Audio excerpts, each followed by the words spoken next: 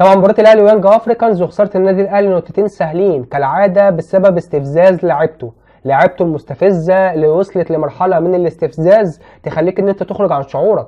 لعيبه النادي الاهلي اللي بتضيع كميه فرص سهله خسرت بيها النادي الاهلي بطولات، وبتخسر النادي الاهلي نقاط كتير سواء في الدوري ولا في دوري ابطال افريقيا.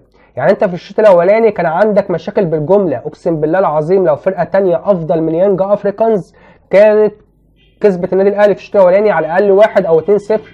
لكن انت ربنا كرمك بفرقه سهله، فرقه في المتناول، مش عارفه ان هي اساسا تستغل المشاكل اللي عندك، وخرجت من الشوط الاولاني متعادل 0-0 تمام زي الفل. في الشوط الثاني بقى بتغييرات كولر وادارته للمباراه ال10/10 اللي غيرت اداء النادي الاهلي 180 درجه، بتغيير قفشه في بدايه الشوط الثاني اللي خلى النادي الاهلي يمسك كره اكتر في نص الملعب ويسيطر على المباراه اكتر، وخلى النادي الاهلي يخلق فرص اكتر. ربنا كرمك بقى بهدف الدقيقه 86، هدف المفروض قاتل، هدف المفروض بيرسي تاو بيقول لك خلاص احنا خلصنا المباراه، خدنا ال3 نقاط، فاضل قد ايه؟ فاضل 3 دقايق 4 دقايق على الدقيقه 90 و5 دقايق وقت بدل ضايع، فاضل 10 دقايق يا سيدي نركز بقى فيهم، نقف كويس، نقفل مساحات، مفيش اخطاء، نحاول ان احنا نمسك كوره، نحاول ان احنا نموت رتم المباراه في ال10 دقايق اللي باقيين، نخرج ب3 نقاط سهلين.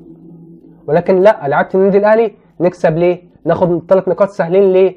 نلبس جول في الدقيقه 90، نلبس جول يخسرنا نقطتين سهلين جدا من فرقه متواضعه، فرقه في المتناول. اقسم بالله العظيم الفرقه دي سهل جدا هنا في القاهره تكسبها 3 و4 مرتاح وانت رافع ايديك بدون اي مجهود.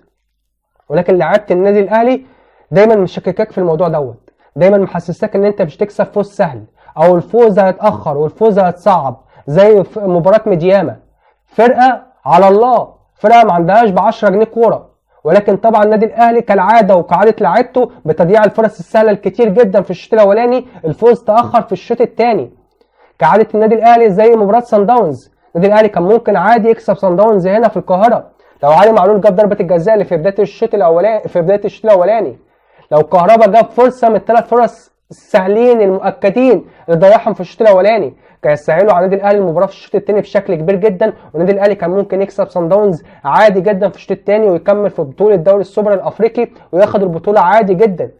ولكن لعيبه النادي الاهلي المشكله الكبيره بتاعه تضييع الفرص السهله دايما مشككاك، دايما محسساك حتى لو الفرقه في المتناول، فرقه متواضعه فنيا، ان انت مش هتكسب فوز سهل، مش هتاخد 3 نقاط سهلين زي النهارده قدام يانج افريكانز. وتضييع كميه الفرص السهله، سواء الفرص السهله اللي في الشوط الاولاني فرصه حسين الشحات والجون فاضي.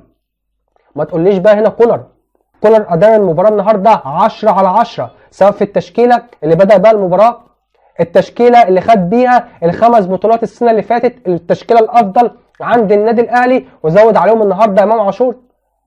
فالراجل نازل من بدايه المباراه عاوز يكسب، عاوز ياخد ال3 نقاط.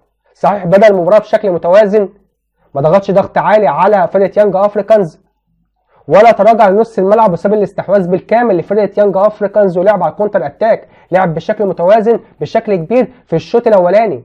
ولكن النادي الاهلي كان عنده مشاكل بالجمله في الشوط الاولاني، كان عنده مشاكل في قلبين الدفاع بسبب غياب محمد عبد المنعم طبعا، وبغياب محمد عبد المنعم افضل مدافع عندك وافضل مدافع في مصر، طبعا لازم يكون عندك مشاكل حتى لو قدام فرقه متواضعه زي يانج افريكانز، لان عندك 2 لعيبه زي رامي ربيعه وياسر ابراهيم، 2 لعيبه شبه بعض، 2 لعيبه متهورين، 2 لعيبه مندفعين، 2 لعيبه بيخطئوا اخطاء ساذجه. وزي ما قلنا لو فرقه ثانيه غير يانج افريكانز في الشوط الاولاني كانت واستغلت اخطاء النادي الاهلي في الشوط الاولاني واستغلت اخطاء رامي ربيعه وياسر ابراهيم في التمركزات، كان سهل جدا ان هي تسجل عليك في الشوط الاولاني ب1 و2. النادي الاهلي كان عنده مشكله كبيره جدا النهارده في علي معلول في التغطيه العكسيه. النادي الاهلي كان عنده مشكله كبيره جدا في نص الملعب في مروان عطيه وامام عاشور. مروان عطيه اللي بقاله فتره كبيره جدا بعيد عن مستواه حصل له دروب رهيب، النهارده بيترقص بسهوله في نص الملعب، النهارده بياخد انذار في الشوط الاولاني بتخلي كولر يجبر ان هو يطلعه في الشوط الثاني. النهارده امام عاشور مفيش اي مسانده دفاعيه لا مروان عطيه ولا الالو ديانج، فتحس النادي الاهلي نص الملعب بتاعه ممسوك النهارده في الشوط الاولاني قدام فرقه متواضعه جدا فنيا. النادي الاهلي طبعا كان عنده مشكله في الشوط الاولاني في الخط الامامي كالعاده، يعني في خلق الفرص، في تضييع الفرص السهله. النهارده حسين الشحات بيضيع فرصه في الشوط الاولاني، فرصه غريبه، فرصه الجون فاضي، اي حاجه بطن رجلك، اي حاجه ضعيفه قويه في اي زاويه من الزوايا، هدف مؤكد للنادي الاهلي. كهربا بيعمل لك عرضيه سحريه، المرمى قدامك فاضي، مفيش اي حد ضاغط عليك، بطن رجلك في اي زاويه، هدف مؤكد للنادي الاهلي. ولكن كعاده بقى لعيبه النادي الاهلي في تضييع الفرص السهله، حسين الشحات بيضيع هدف مؤكد للنادي الاهلي، كان خلص المباراه تماما للنادي الاهلي في الشوط الاولاني، وكان مريح النادي الاهلي كتير جدا في الشوط الثاني. حتى نفسه هو مش مصدق ازاي ضيع الفرصه السهله دي. النادي الاهلي بقى في الشوط الثاني تحول 180 درجه بإدارة كولر الممتازة في الشوط الثاني، لأنه مدير فني كبير، حتى لو انتقدناه الفترة اللي فاتت، ولكن مدير فني كبير ومدير فني بيعرف يدير المباراة بشكل كويس ويعالج مشاكل النادي الأهلي اللي شافها في الشوط الأولاني.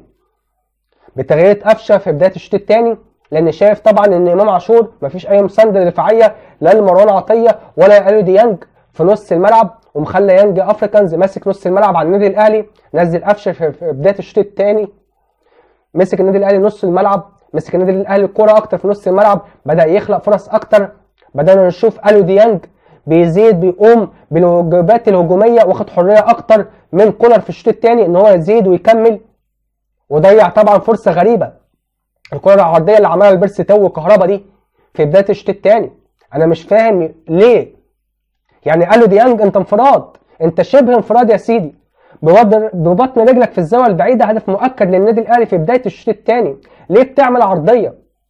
دي قله ثقه كبيره جدا من اليو ديانج في الكره دي. لو اي لاعب تاني عنده ثقه بربع جنيه في نفسه في الحته دي، وعنده ثقه هجوميه كبيره في نفسه في الحته دي، ببطن رجله في الزاويه البعيده، هدف مؤكد للنادي الاهلي في بدايه الشوط الثاني. ولكن اليو ديانج اختار ان هو يعمل السهل، يخرج نفسه من الليله ويعمل عرضيه لبيرسي تاو واليو ديانج. الكره طبعا وقفت تحت رجل بيرسي تاو، فضاعت فرصه سهله جدا على النادي الاهلي. وكولر تاني بتغييراته في الدقيقه 73، التغييرات اللي عملت اضافه كبيره جدا للنادي الاهلي، بنزول السوليه، بنزول طاهر محمد طاهر، بنزول كريم فؤاد، وطلع طبعا حسين الشحات، وطلع كهربا، وطلع مروان عطيه. التغييرات دي عملت اضافه كبيره جدا للنادي الاهلي في اخر ربع ساعه، وشفنا الفرصه طبعا اللي خلاها والاسيست بتاع طاهر محمد طاهر الانفراد الكامل لكريم فؤاد. كريم فؤاد بيضيع فرصه سهله، انفراد تام بقى للنادي الاهلي. ما تقوليش بقى هنا كولر هينزل يعمل ايه؟ كولر عمل اللي عليه، كولر عمل لك تغييرات اضافت للنادي الاهلي، وصلتك للمرمى. كولر مش هينزل يجيب لك جون، مش هينزل يقول لكريم فؤاد حطها على الشمال ولا حطها على اليمين ولا رقص الجون ولا حطها من فوقيه. دي لحظه بقى بتخص اللاعب، لحظه بتخص اللاعب، انا انفراد اهو باخد القرار. لكن كريم فؤاد النهارده بيضيع انفراد كامل للنادي الاهلي، هدف مؤكد للنادي الاهلي في الدقيقه 75.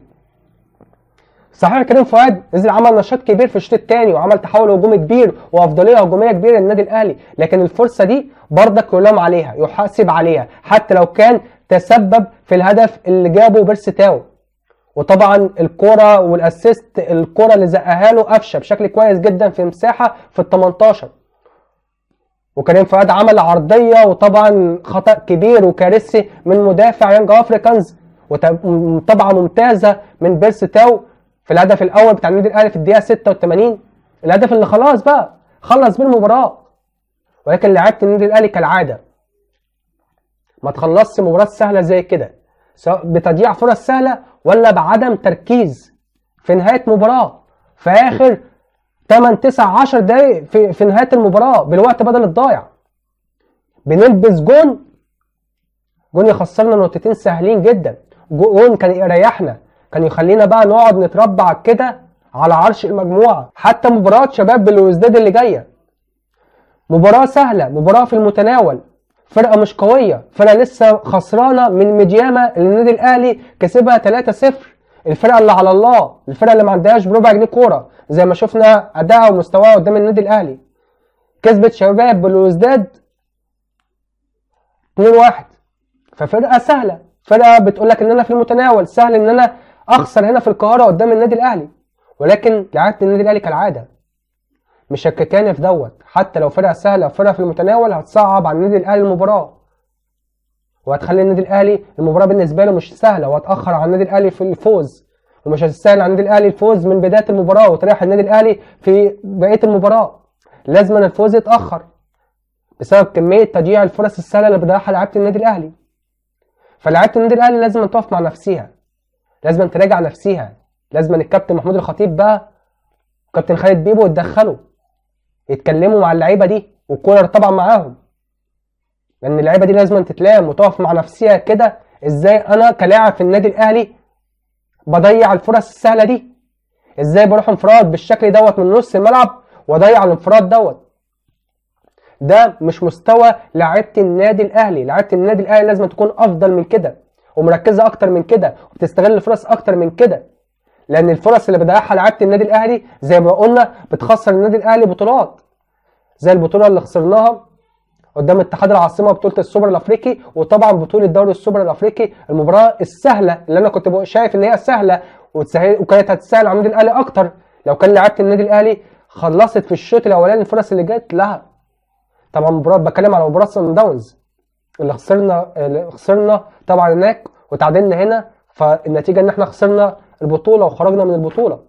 فلعيبه النادي الاهلي لازم تقف مع نفسها.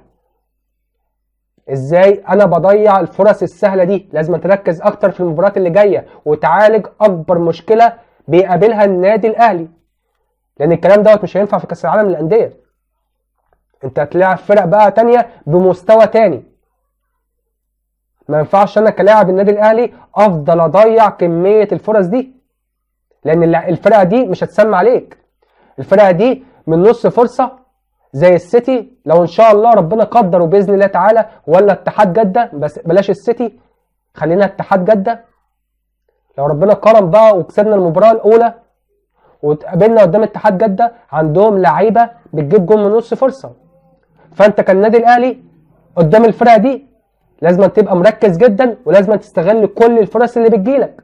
مش معقول لعيبه النادي الاهلي تضيع فرص زي كده قدام فرق زي اتحاد جده ولا مانشستر سيتي، لان انت هتتعاقب وهتتعاقب بشكل كبير زي ما حصل معاك في كاس العالم للانديه السنه اللي فاتت. فان شاء الله لعيبه النادي الاهلي تفوق وتركز الفتره اللي جايه، تركز اكتر ان شاء الله على مباراه شباب بلوزداد اللي جايه، ان شاء الله نكسبها. عندنا 7 نقاط نتربى على عرش المجموعه باذن الله، نخش بقى كاس العالم للانديه واحنا فايقين واحنا مرتاحين ما عليناش ضغوطات.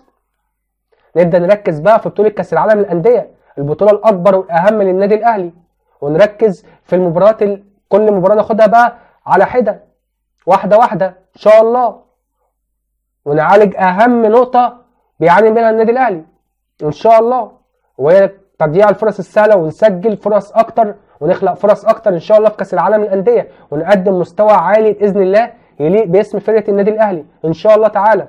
اتمنى يا رب كل التوفيق للنادي الاهلي، اتمنى يا رب يكون كلام في الكوره عجبكم، اتمنى يا رب ان انتم ما تنسوش تعملوا لايك والاشتراك في القناه، والسلام عليكم ورحمه الله وبركاته.